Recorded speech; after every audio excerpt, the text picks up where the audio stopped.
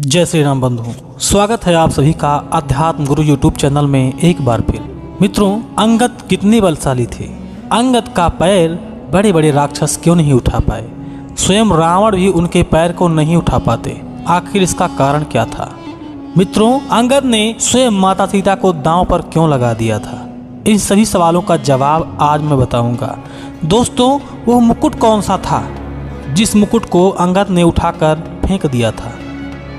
आखिर उस मुकुट की कहानी क्यों नहीं बताई जाती है, और राजा दशरथ का मुकुट बाली ने क्यों छीन लिया था। आज इस कथा को पूरे विस्तार से आपके सामने प्रकट करने जा रहे हैं। दोस्तों, आपसे निवेदन है कि हमारी इस कथा को अंत तक जरूर देखें। अगर आपको वीडियो पसंद आए तो कृपया वीडियो को लाइक करें। चैनल को पहली बार देख रहे हैं तो चैनल को सब्सक्राइब कर लेना, जिससे आपको हमारे नए आने वाले वीडियो की जानकारी सबसे पहले मिल जाया करे। चलिए अब चलते हैं कथा की तरफ। राजा दशरथ इंद्र के समान महान राजा थे। उनके राज्य में कोई भी प्रजा दुखी नहीं थी। वो देवताओं का हमेशा साथ देते आए थे। उसी तरह संबर नाम का एक असुर हुआ। वह समस्त देवताओं का शत्रु बन गया था। उसने अमरापुर और वैजंतीपुरी को जीत लिया था। उसके भय से देवता स्वर्ग में ठहर नहीं पाए। इंद्र ने ब्रह्मा जी से बचने के लिए उपाय पूछा। ब्रह्मा जी ने कहा कि राजा दशरथ को ले आओ, असुर संबर उन्हीं के हाथों से मारा जाएगा। तब इंद्र स्वयं अयोध्यापुरी में आए। राजा दशरथ के यहाँ अर्घ्यपात देकर उनको पूजा पाठ करके राजा दशरथ ने उनको ऊंचे आसन पर बिठाया। इंद्र ने उनसे कहा, तुम हमारे मित्र हो और हमेशा से देवताओं की मदद करते चले आए हो। इस समय हम संकट में पड़ गए हैं, इसलिए तुम्हारा कर्तव्य है कि अपने मित्र की रक्षा करो। इंद्र ने कहा, हम संबर असुर से हार गए हैं। उसने देवगणों को खदेड़ कर स्वर्गपुरी से अधिकार कर लिया है। यदि तुम हमारे सहायक बनकर युद्ध करो, तुम्हारे प्रसाद से देवताओं की रक्षा हो सकती है। ऐसा कहकर इंद्र वहां से चले गए। राजा दशरथ संबरासुर का वध करने के लिए सज गए। साज साज की धूम मची रही। अश्वारोही महावास सजने लगे। हाथी घोड़े सज गए। मुदगर भूसत कमान उठाकर चल दिए। राजा की चतुरांगणी सेना रथ, हाथी, घोड़े तथा वीर पदाति सैनिकों के दल से चले जा रहे थे। राजा दशरथ ससैन्य इंद्रपुरी पहुंच गए। राजा दशरथ की सेना को देखकर देवताओं का शत्रु संबर क्रोध में भर गया। उसने बाणों की वर्षा कर दी। दशरथ के शरीर को भेद कर जर्जर कर दिया। उनकी सेना को छितरा कर भगा दिया। एकाकी राजा दशरथ रह गए। तब कुपित होकर राजा दशरथ ने सरसंधान करके सारघास से दैत्य सेना के प्राण ले लिए। वह नाना प्रकार के अस्त्र बरसा रहे थे। पवन गति से रथ को चलाकर अमरावती को बाणों से छा दिया। संबर की प्रखर सेना युद्ध कुशल थी। उसने राजा दशरथ की सेना को विध डाला और जर्जर कर दिया।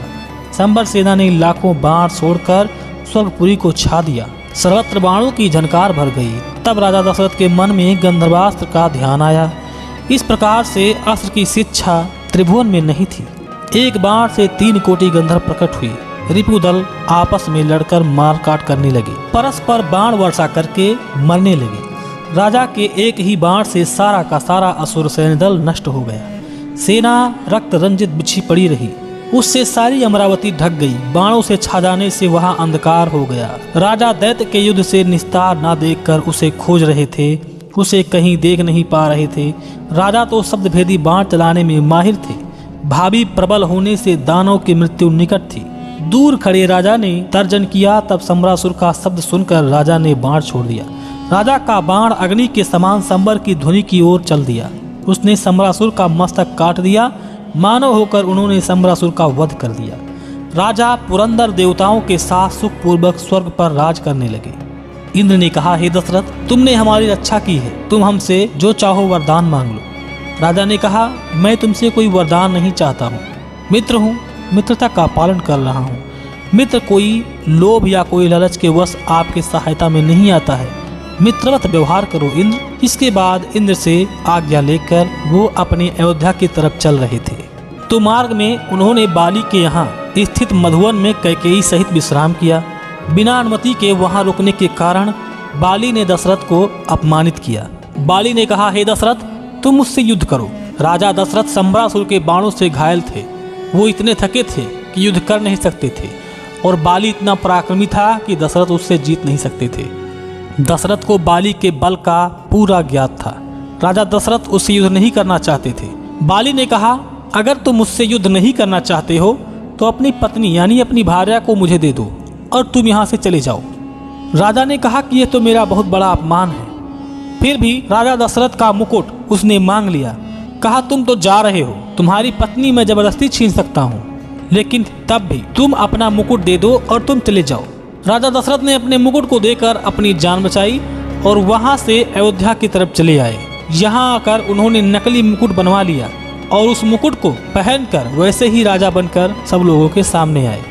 इस रहस्य को एकमात्र कैकेयी ही जानती थी और बचपन में राम को इस घटना की कहानी के रूप में सुनाया करती थी।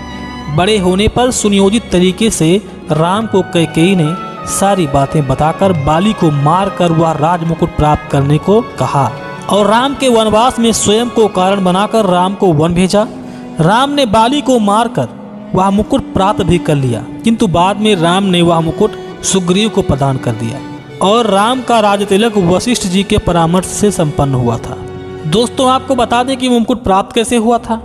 जब वह मुकुट बाली के पास था, बाली के मरने पर बाली ने प्रभु श्री राम से पूछा कि मैं बैरी सुग्रीव पियारा अवगुण कौन नाथ मोहि मारा। हे प्रभु, अगर मैं बैरी हूँ और सुग्रीव आपका सबसे बड़ा मित्र है, सबसे बड़ा प्यारा है, तो मैंने आपका अवगुण कौन सा किया है, कौन सा आपके साथ मैंने गलत काम किया है जो आपने मुझे मार दिया है। प्रभु ने कहा कि आपने मेरे मित्र से दुश्मनी की है, इसलिए मित्र का दुश्मन दुश्मन होता है। इसके साथ एक बहुत बड़ा रहस्य है। आपने बहुत दिन पहले मेरे पिता महाराज दशरथ का मुकुट छीन लिया था जब वह देवासुर संग्राम युद्ध करके आ रहे थे। आपने मेरे पिता को अपमानित किया था। मैंने प्रतिज्ञा ली थी कि मैं तुम्हें मारकर उस मुकुट को प्राप्त करूंगा। लाओ, मुझे मुकुट दे दो। बाली ने कहा, हे प्रभु, मैंने गलती तो की थी, लेकिन वो मुकुट अब मेरे पास नहीं है। तब भगवान श्री राम ने कहा, मुकुट किसके पास है? बाली ने कहा, हे प्रभु, जब रावण मुझसे युद्ध करने के लिए आया था, मैं उसे 6 माह तक अपने कांख में दबाकर तपस्या करता रहा और इसके साथ ही कई लोगों का भ्रमण करता रहा। एक दिन मैंने रावण को बांधकर और अंगद के महल में बंद कर दिया। अंगद उसे पैरों से मारकर खेलता था। वहीं पास में वह मुकुट भी रखा हुआ था। उस मुकुट को लेकर रावण भाग गया, क्योंकि अंगद जब उसे पैरों से मारता था तो उस समय तारा को दया आ गई कि ये ब्राह्मण है और ब्राह्मण को पैरों से अंगद मार रहा है, अच्छी बात नहीं है। उस दया के प्रभाव से रावण भाग गया, साथ में मुकुट भी ले गया। वो मुकुट रावण के पास है। उसी मुकुट को अंगद ने, जब रावण उनके पैर को उठाने गया तो उस समय वो मुकुट नीचे गिर गया। उसी मुकुट को उठाकर अंगद ने रामादल में फेंक दिया था, जिसको स्वयं महाराज विभीषण ने पहचाना था कि ये मुकुट रावण का है। रावण का नहीं था, बल्कि वह मुकुट था राजा दशरथ का, जिसको भगवान श्री राम समझ गए कि अंगद ने आज अपना काम कर दिया है, क्योंकि बाली ने प्रभु श्री राम को सौंपते हुए कहा था कि यह काम सिर्फ अंगद मेरे करेंगे। अंगद को उसकी जिम्मेदारी दे दी थी और अंगद ने वो काम कर दिखाया। इसके बाद मुकुट का कहीं जिक्र भी रामायण में नहीं मिलता है।